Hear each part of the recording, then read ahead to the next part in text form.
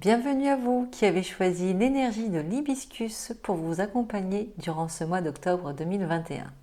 J'espère que vous allez tous très bien. Nous allons entrer ensemble dans les énergies qui vont vous accompagner durant ce mois. Il s'agit du passage, des phases lunaires et du bouleversement. Ce qui se dégage de ce tirage, c'est que vous rentrez dans une période où des opportunités vont se présenter à vous. Vous n'êtes pas forcément prêt à cela, car vous êtes en train de boucler différentes étapes émotionnelles, différentes étapes de vie, et du coup vous êtes un peu submergé par tous ces changements, ces chamboulements que l'on vous oblige à vivre, et cela peut causer un grand bouleversement. Cela peut faire que vous êtes complètement déstabilisé par ces nouvelles opportunités, par cette énergie qui vous bouscule dans tous les sens. Il y a vraiment cette sensation de je suis un peu malmenée par tout ce qui m'entoure, je suis malmenée dans mon quotidien, ça m'épuise. J'ai beau avoir des tas de choses qui se présentent à moi, je n'arrive pas à boucler les choses étape par étape. Et de ce fait, ça me déstabilise complètement, je perds pied. Voilà, vous êtes dans une phase où vous perdez pied, ça fait trop d'informations et vous ne savez plus par où commencer. Déborded. Je vais rajouter une quatrième carte, le fardeau.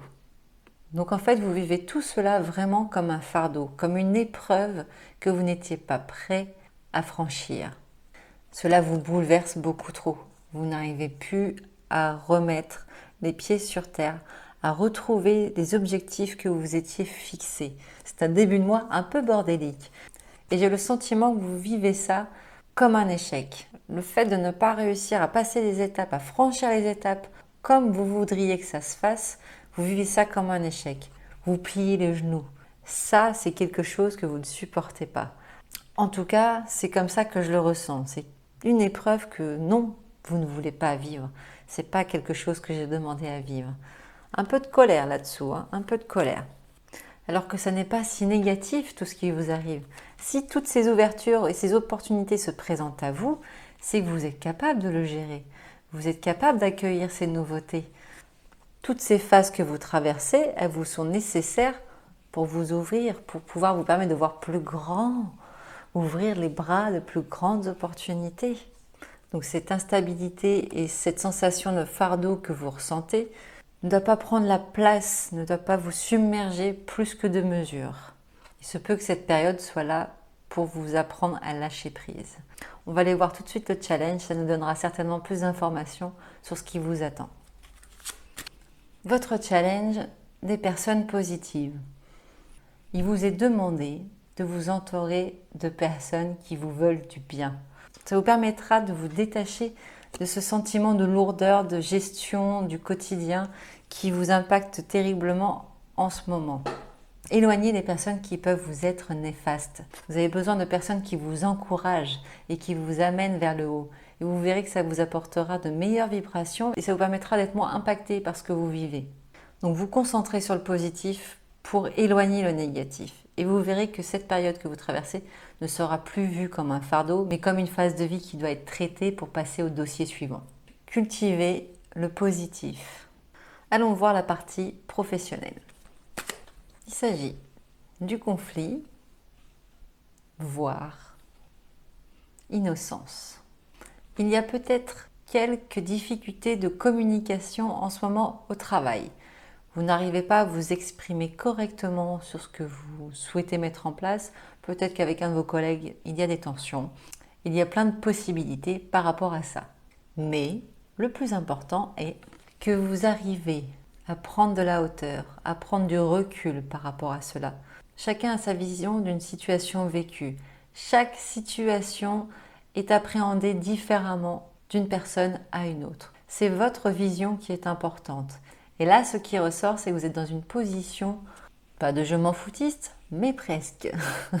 Vous restez dans votre bulle, vous regardez les choses avec légèreté. Vous ne vous laissez pas impacter par tous ces conflits, par tous ces cancans, par toute cette méchanceté qui peut être un peu ambiante en ce moment à votre travail. Vous restez focus sur vos objectifs et vous prenez le recul nécessaire pour ne pas être impacté. ce qui vous permet de rester dans votre bulle et d'être un peu dans l'insouciance de ce qui se passe. Tu veux penser comme ça? Eh bien pense comme ça. C'est toi qui te fais du mal, ce n'est pas moi. C'est assez positif, même s'il y a ce gna d'agressivité autour de vous, vous ne vous laissez pas impacter. Vous restez focus sur ce qui est important pour vous. Vous vous éloignez de tout cela et vous n'y portez aucun intérêt. Du coup, allons voir ce qui se passe au niveau relationnel. Il s'agit de la liberté, la protection et l'instant présent. Le ressenti que j'ai, c'est que vous êtes dans cette envie de retrouver donc la liberté, de pouvoir explorer les choses à votre manière, de ne pas être retenu par la crainte de ce que vont penser les autres ou quoi que ce soit. Vraiment cette envie d'autonomie, d'exploration nouvelle. Mais vous êtes une personne qui a des difficultés à dire non. Du coup, vous vous auto-sabotez à travers cela. Vous perdez cette liberté car vous n'arrivez pas à dire non aux personnes qui vous entourent, que ce soit dans votre couple ou au niveau amical ou familial, peu importe. Vous êtes une personne qui a tendance à se démener pour les autres et à s'oublier. Et du coup, le fait de ne pas réussir à dire non, vous passez votre temps à courir après le temps. Dans vos relations, vous ne laissez pas la place à votre libre arbitre, à votre liberté d'agir, de penser. Vous faites pour les autres, c'est votre fonctionnement. Et du coup, vous courez tout le temps après le temps. Vous êtes dans la course de la vie. Vous êtes submergé par tout ce que vous avez à faire pour tous ceux qui vous entourent.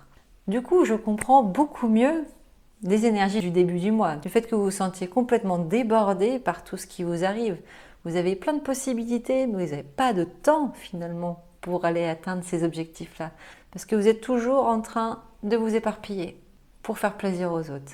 Recentrez-vous et surtout, entourez-vous de personnes qui vous nourrissent à tous les niveaux, car vous faites peut-être un peu vampiriser aussi dans vos relations. Et c'est ça qui peut amener à cette sensation de fardeau. Je n'en peux plus, je plie le genou, je suis fatiguée.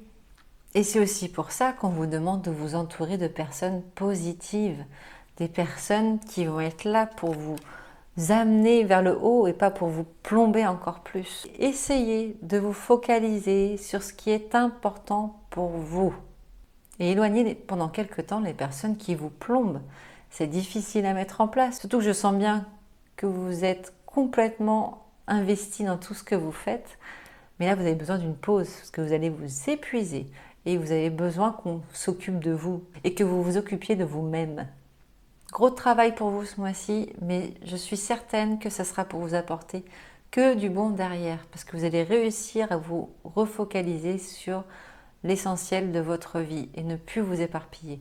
Vous avez besoin de poser un peu les bagages et de souffler pleinement. Je vais compléter ce tirage avec une pierre afin de voir laquelle peut vous apporter du soutien durant ces semaines à venir. L'amazonite. Chaque jour, j'agis pour la réalisation de mon projet. Elle va vous permettre de vous soulager de tous ces liens, de tous ces fardeaux du quotidien qui entravent votre avancée sur vos projets ou sur votre chemin de vie, tout simplement. Elle permet de faire le tri et elle sera un bon accompagnement pour la clôture de toutes ces étapes que vous traversez actuellement. Elle soulagera tout cela. Voilà, chers amis, si une autre fleur vous a interpellé au moment de faire votre choix, n'hésitez pas à vous rendre sur la vidéo, elle complétera la guidance qui a été faite ici. En attendant, je vous souhaite tout le meilleur et je vous dis à très bientôt.